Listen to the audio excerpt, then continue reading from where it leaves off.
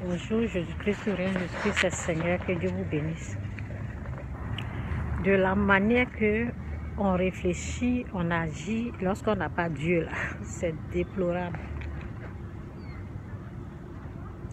Je vous assure, c'est bien qu'on demande l'intelligence à Dieu, oui. La sagesse, l'intelligence. Sinon, de toute façon qu'on raisonne, lorsque Dieu n'est pas dans notre vie là, c'est nul. On est nul dans notre raisonnement.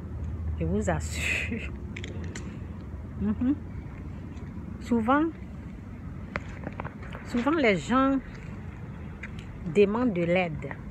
Par exemple, ils ont envie que demander de l'aide même, c'est mieux même parce que tu demandes de l'aide à quelqu'un, tu respectes la personne et puis tu lui demandes de l'aide. Mais quand ce qui n'est pas du tout intelligent, c'est quand tu penses que la personne est obligée de t'aider. C'est quand tu penses que cette personne-là doit le faire avec la force. Elle est obligée, elle doit le faire. C'est ça. C'est ça qu'on appelle manque d'intelligence, c'est ça qu'on appelle manque de sagesse, c'est ça qu'on appelle, en tout cas, forcer quelqu'un à faire quelque chose. Ta tante, ton oncle, ils ne sont pas obligés de t'aider, non. S'ils le font, c'est parce qu'ils ont un bon cœur, c'est parce qu'ils sont bien, c'est parce qu'ils t'aiment, et puis ils le font. Sinon, ils ne sont pas obligés, hein. Ils ont leurs enfants. Souvent, je vois les gens disent, oh, parce que quand tu aides quelqu'un, moi, je ne parle pas de moi, hein. Non, je ne parle même pas de moi. Je parle de ce que j'ai vu et tout ça. Quand une personne, par exemple, une tante, un oncle, a tout fait pour aider une personne, et la personne a voyagé, et les gens commencent à dire, pourquoi il ne fait pas pour moi? Pourquoi il ne fait pas pour mes enfants? Toi, tu es en train de dire, pourquoi il ne fait pas pour tes enfants là?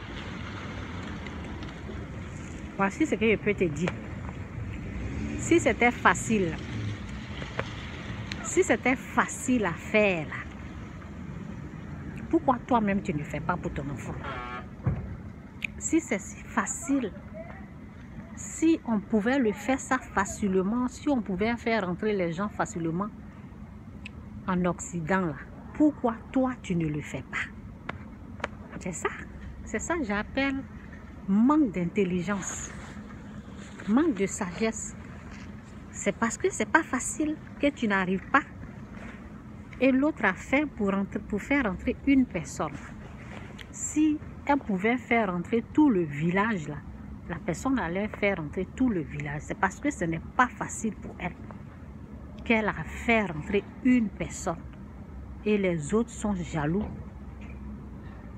Et ils sont en train de dire, elle a fait pour l'autre, elle doit faire aussi. Si c'est facile, pourquoi toi tu ne fais pas ça à ton enfant? C'est ça l'intelligence. C'est pour cela, nous devons demander la sagesse, l'intelligence à Dieu avant de faire sortir des paroles de cette façon. Vous savez très bien qu'il y a des choses là. Vous savez très bien qu'il y a des choses là, ce n'est pas du tout facile à faire. Donc, si une personne fait de son mieux, prend son courage, prend son énergie, plus son argent, et la personne aide une personne, glorifiez Dieu, ne soyez pas jaloux pour dire, elle a fait ça, pourquoi elle ne fait pas pour l'autre? Toi-même, c'est ton enfant là. Tu as pu faire quelque chose dans la vie de ton enfant? Si l'autre, en tout cas, la voiture là va me chercher ici. C'est parce qu'il y a la musique ici là, c'est pour ça que je suis sortie.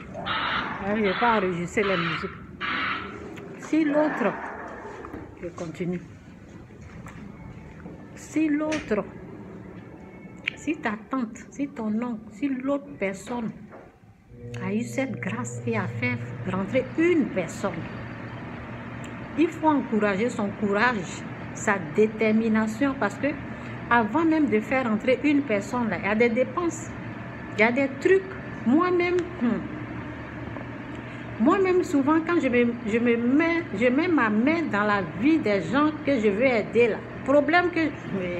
Seigneur, problème que je tombe dessus, les problèmes qui m'envahissent là, c'est que je reçois là, comme attaque souvent, pas des attaques spirituelles, bon, on peut dire que c'est ça, pas les attaques, non, c'est pas ça, financièrement, c'est quand tu décides d'aider quelqu'un, tu te lances des... C'est que ça fait...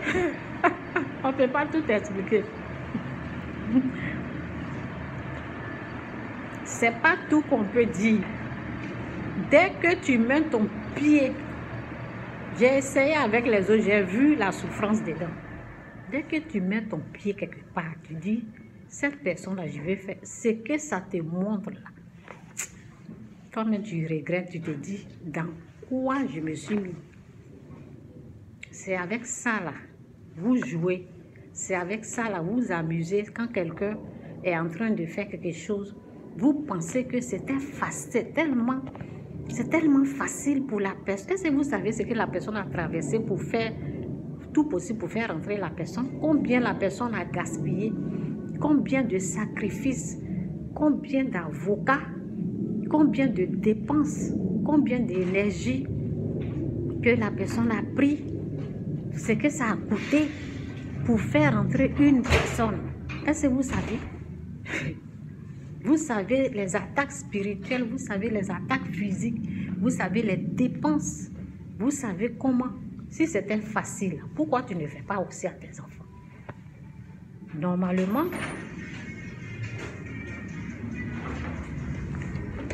Normalement, chacun devait s'occuper de ses enfants, non?